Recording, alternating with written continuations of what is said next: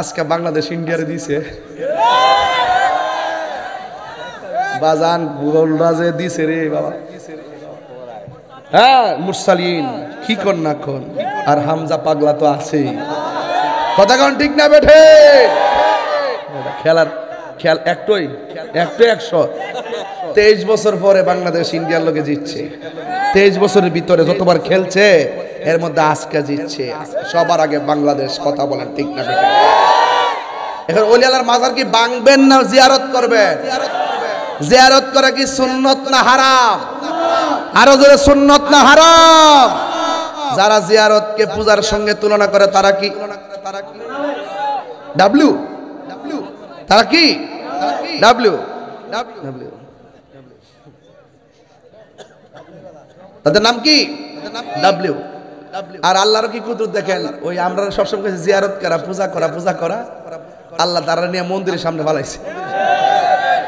তো দেখ সারা রাত খারে থেকে পাহারা দেশ, সম্প্রীতি বুঝাইতেছ না বুট ফাইবার লাগিয়া। হ্যাঁ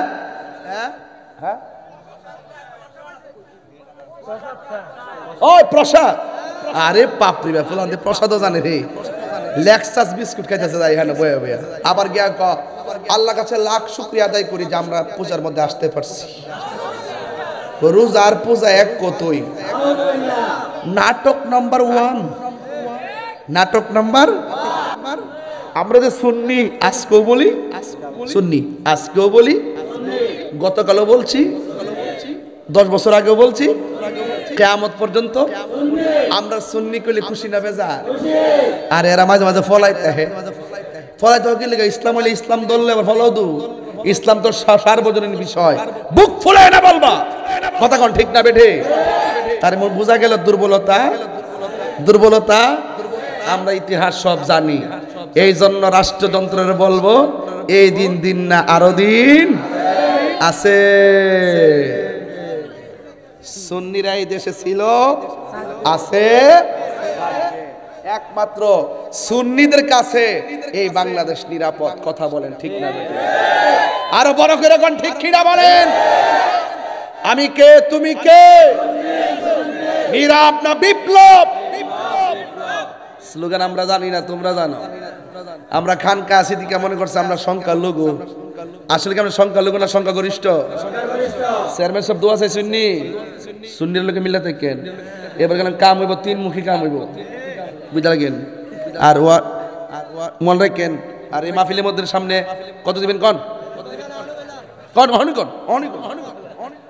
ওই বনি আমি বলে আইতাম নিজে গাইতেছে, আমি না বুঝে গাইতেছে। আল্লাহ আল্লাহ মারহাবা কন। একদিন মাটির ভিতরে হবে ঘরে মন আমার, কেন বান্ধ দালান ঘর রে মন আমার, কেন বান্ধ দালান ঘর। এই সবাই একদিন মাটির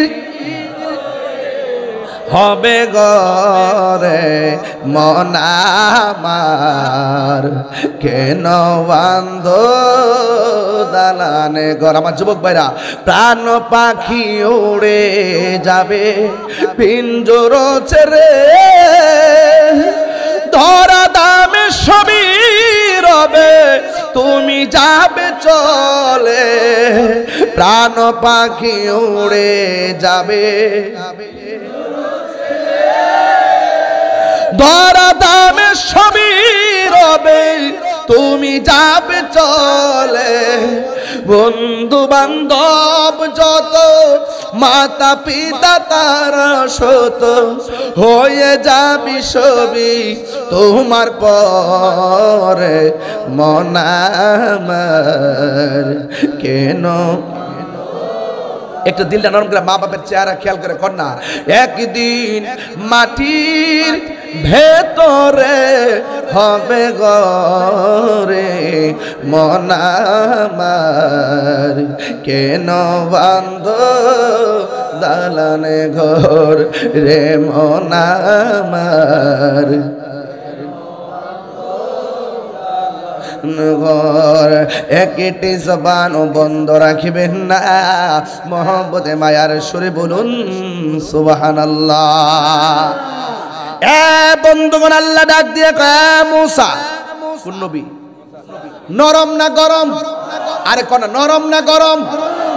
ডাক দিয়ে কয় মুসা মাছ একটা বুনা করবা, যাইয়া দেখবা মাছটা যেখানে জেতা হইব লাভ দিয়া যেখানে পড়ে যাবে ওই জায়গা দিয়ে আমি আল্লাহ একটা রাস্তা বানাইয়া দিব। মুসা নবী যখন ইউসা ইবনে নুনকে সাথে লইয়া নৌকার মধ্যে উঠলেন, ওইটা ডাক দিকে শুনো, আমি ঘুমাইয়া গেলে তুমি সজাগ থাকবা, আবার তুমি ঘুমাইলে আমি সজাগ থাকবো। এই কথা চিন্তা ভাবনা করে নদীর মধ্যে রওনা হয়ে গেছি। নদীর মধ্যে রওনা হওয়ার পর নদীর মধ্যে বাতাস আছে না নাই? এমন একটা বাতাস লেগেছে, বাতাসের কারণে ইউসা ইবনে নুন তিনি ঘুমাইয়া গেছে। মুসা আলাইহিস সালাম কিছুক্ষণ যাওয়ার পরে তিনিও ঘুমাইয়া গেছে। নৌকা বাতাসের তালে তালে চলতেছে, এবার দুইজন ঘুমাইয়া গেল। হঠাৎ করে মুসা নবীর ঘুমটা নদীর মাঝখানে যাওয়ার পরে ভেঙে গেল। হঠাৎ করে দেখে ইউসা ইবনে নুন তিনিও ঘুমাইয়া গেছে। ডাক দিয়ে কি রে ঘুমাইয়া গেছো কেন? কয় আপনি ঘুমাইয়া গেছেন, আমারও চোখের মধ্যে ঘুম লেগে গেছে। এবার মুসা নবী ডাক দিয়ে কয় আমাদের কড়াই আর ভাজা মাছটা কই? আমিও তো দেখতেছি না এটা কই।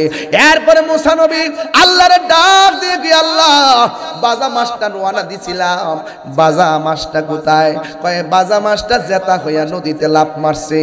এবার মুসা নবী ডাক দিয়ে কয় ও আল্লাহ গো, আল্লাহ গো, আল্লাহ আমি তো দেখি নাই কোথায় মাছটা চলে গেছে। আল্লাহ কয় মুসা নৌকাটা ঘোরাও। এবার নৌকাটা ঘোরাইলো, ঘুরাইয়া যখন সামনে আসছি আয়েশা দেখে এত বিশাল বড় একটা রাস্তা বানায় রাখছে। আল্লাহ ডাক দিয়ে কয় মুসা এই জায়গার মধ্যে মাছটা লাফ দিয়া গেছে, এবার এই রাস্তা এই দিক দিয়ে আমি আল্লাহ একটা রাস্তা বানাইয়া দিলাম। এবার মুসা নবী ডাক দিয়ে আল্লাহ আমি কি করব? আল্লাহ কয় মুসা এই রাস্তা দিয়ে নিচে নামো। আওয়াজ করে কোন সেন্টারের মার রড সিমেন্ট সারা নদীর মাঝখান দিয়া রাস্তা বানায়া দিছে কে?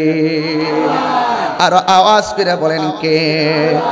এবার মুসা নবী ওই রাস্তা দিয়া নদীর মাঝখানে নেমে গেছে।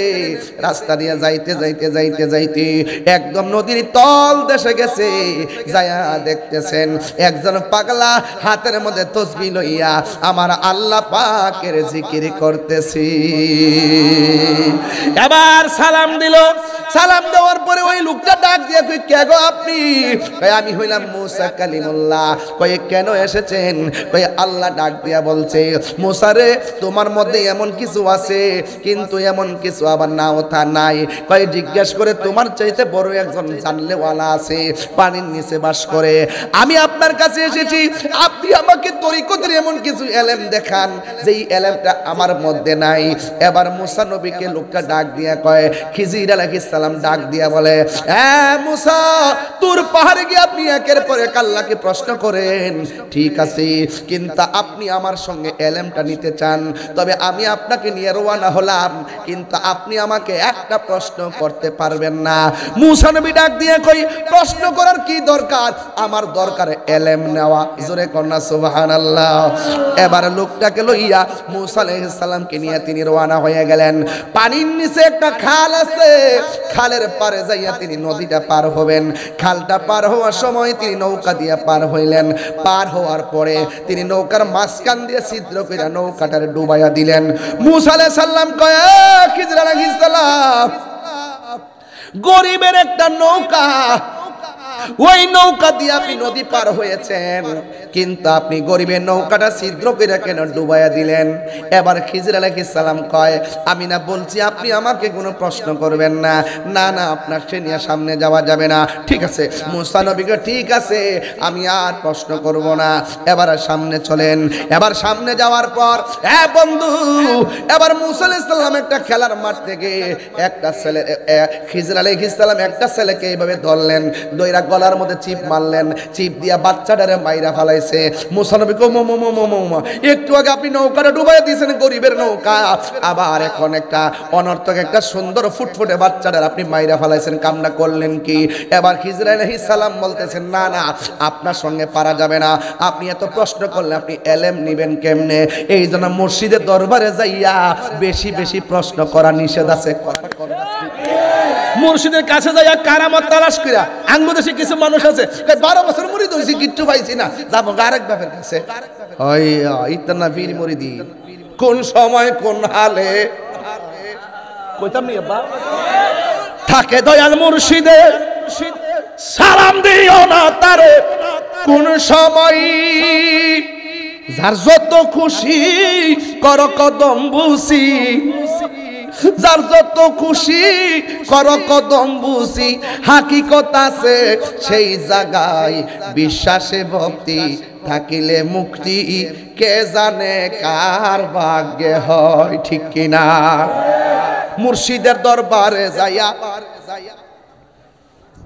মুর্শিদের দরবারে যাইয়া নত শিরে দাঁড়াইয়া খাড়াইয়া থাকো তার হুকুমের আশাই, ওর দিলে সে এজাজত বসিও আদরের সাথ, দিলে সে এজাজত বসিও আদরের সাথ, রহমত আসবে সেই জায়গায়, বিশ্বাসে ভক্তি থাকিলে মুক্তি, কে জানে কার ভাগ্যে হয়। মুর্শিদের দরবার ভক্তের কাবাগর, মুর্শিদের দরবার ভক্তের কাবাগর, জান্নাতের হাওয়া আসে তাই বয়ে যায়, বিশ্বাসে ভক্তি থাকিলে মুক্তি, কে জানে কার ভাগ্যে হয়।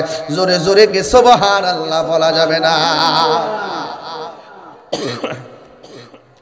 ডাক দিয়া বলেন, সুন্দর ফুটফুটে বাচ্চারা কেন মাইরা ফলাইছেন? খিজির আলাইহিস সালামকে আপনাকে নিয়ে আর হবে না, আপনি চলে যান, আপনাকে নিয়ে আর পারলাম না। এবার মুসা নবী ডাক দিকে, ঠিক আছে আমি আর প্রশ্ন করব না। এবার যখন সামনে গেল, বিশাল বড় একটা দেয়াল এইভাবে কাইট হয়ে রয়েছে। খিজির আলাইহিস সালাম আঙ্গুল দিয়া ঠেলা দিয়া এই কাইট হওয়া বিল্ডিংটারে সোজা কইরা দিছে, আঙ্গুল দিয়া বিল্ডিং সোজা কইরালা। এটাকে গায়ের জোর না বেলায়েতের জোর? আও জোরে কোন না, গায়ের জোর না বেলায়েতের জোর? আঙ্গুল দিয়া বিল্ডিং সোজা কইরালা। এবার মুসা নবী বলেন, বাচ্চা একটা মাইরা ফেলাইছেন, নৌকা একটা ছিদ্র কইরা ফেলাইছেন, আবার বড় লোকের বিল্ডিং সোজা কইরা দিবেন, কারণটা কি? এবার ইসরাইল সাল্লাম বলে, না না, একবার দুইবার তিনবার আর সুযোগ দেওয়া যাবে না, যান যান যান, আর সামনে যাওয়া যাবে না। এবার মুসা নবীকে বুঝা বলাইছি, আমার আর সামনে যাওয়ার দরকার নাই, তিনটা ঘটনা কেন ঘটাইছেন একবার বইলা দেন। জোরে জোরে কি সুবহানাল্লাহ বলা যাবে না? হ্যাঁ, এক নম্বর, নৌকাটা কি লেগে ছিদ্র করছেন কয়া দেন। খিজর আলাইহিস সালামকে আমি দেখতেছি একটা দস্যু দল আসতেছে, সৌদাগর, এগুলো মানুষের মাল লুণ্ঠন করে, লুণ্ঠনকারী। কিছুক্ষণ পরে আয়েশা তার নৌকাটা ভাঙ্গা কাঠকুটগুলো নিয়ে যাইতো। মুসা নবীকে কইতে গাইতেছে, আমিও তো সামনে আসলাম, আমি দেখলাম না, আপনি দেখলেন কেমনে? তাইলে বোঝা গেল ওই দেখার এলেমটা খিজর আলাইহিস সালামের কাছে আছে না নাই? তাইলে আপনি বাচ্চারা মারলেন কি লাগা? বাচ্চারা বড় হওয়ার পরে এমন কাম করলইলে যে কাজের দ্বারা তার ভালো বাপ মা গুলো কলঙ্ক হইতো, এই জন্য তারে মেরে ফেলছি। তাইলে আপনি এই যে বিল্ডিংটা কাইতে গেছে গা, গরিবের নৌকা ভাঙ্গা বড় লোকের বিল্ডিংটারে কি লেগে সোজা করে দিছেন? ওই বিল্ডিং এর ভিতরে এই বিল্ডিং এর বাচ্চাদের উত্তরাধিকারীদের কিছু স্বর্ণ মুদ্রা আছে। বিল্ডিং যদি কাইতিয়া উল্টায় যা, এই স্বর্ণ মুদ্রাগুলো ওপেন হয়ে যাবে, মানুষের লুট করে নিয়ে যাবে। এই জন্য তার সম্পদকে আমি রক্ষণাবেক্ষণ করলাম। জোরে কন্যা সুবহানাল্লাহ। এবার মুসা নবী এবার আন্দাজ হইছে যে গোলাপ ফুলে যাহা আছে বেলি ফুলে তাহা নাই, বেলি ফুলে যাহা আছে হাসনা হে নাই তাহা নাই। কথা বলেন ঠিক না বেঠিক? এক একজন আল্লাহর খাসিয়ত এক এক রকম। এক একজন আল্লাহর ওলির খাসিয়ত এক এক রকম। আমার ওয়াজের ধরন এক রকম। আমার অনেকে বলে হুজুর আপনি সুন্দর করে ওয়াজ করবেন, কোরআনের আয়াত পড়বেন, তাফসীর করবেন। আমি কেন বাবা, আমি তাহিরি হুজুর, আমার ধরন যেটা আমি এইভাবেই বেলাবাম। আরেকবার জিডা নেমন নমন, আরেকবার মতো নেব। এক একজনের চিন্তাধারা এক এক রকম। কথা কন ঠিক না বেঠিক? এখন আমি যেইভাবে পথ চলতেছি, কোন ভক্তের কি অভাব আছে? অভাব আছে? তাহলে আমি আমার জায়গা থেকে যা বলার বলছি।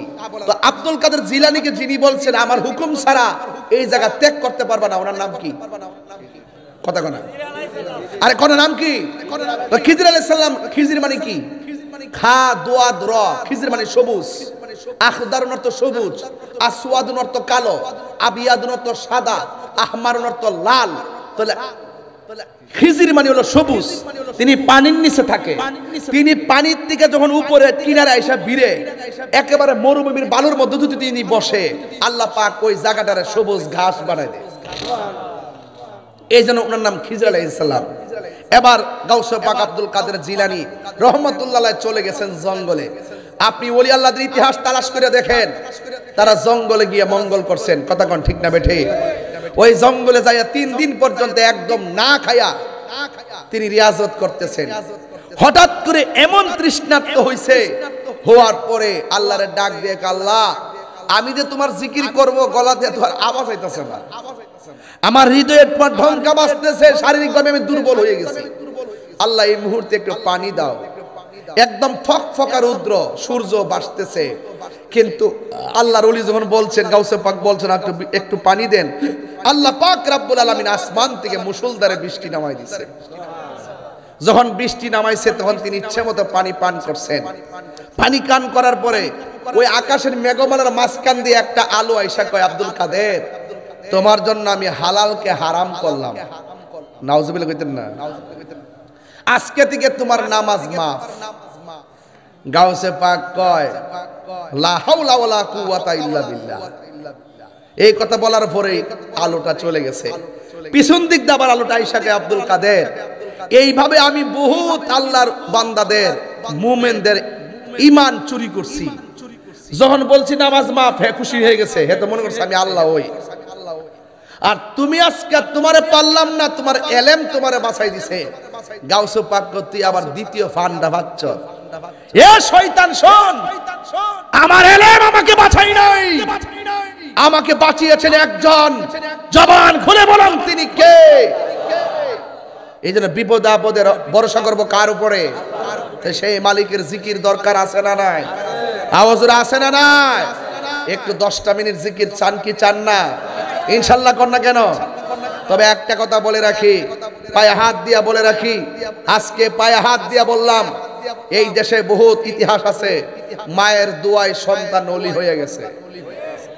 যদি আমার ওয়াজ যদি 2 মিনিটের জন্য ভালো লেগে থাকে, আর যদি আপনি ওলি আল্লাহ হতে চান, মা বাবার সঙ্গে বিয়াদবি করা যাবে? আর তোকে বিয়াদবি করা যাবে? ওলি আল্লাহদের সঙ্গে যেমন বিয়াদবি করা যাবে না, মা বাবার সঙ্গে বিয়াদবি করা যাবে না।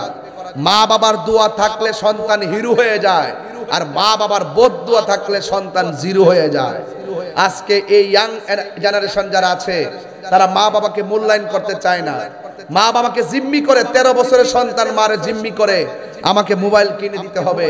কথা বলেন ঠিক না বেঠি? এই জন্য যুবকদেরকে বলবো, পায়ে হাত দিয়ে বলবো, জীবনে কোনোদিন মা বাবার মনে কষ্ট দেওয়া যাবে? কারা কারা আমার সাথে একমত? হাত তোলেন। মা বাবাকে মহব্বত করবেন তো ইনশাল্লাহ? ওলি আল্লাহকে মহব্বত করবেন তো ইনশাল্লাহ?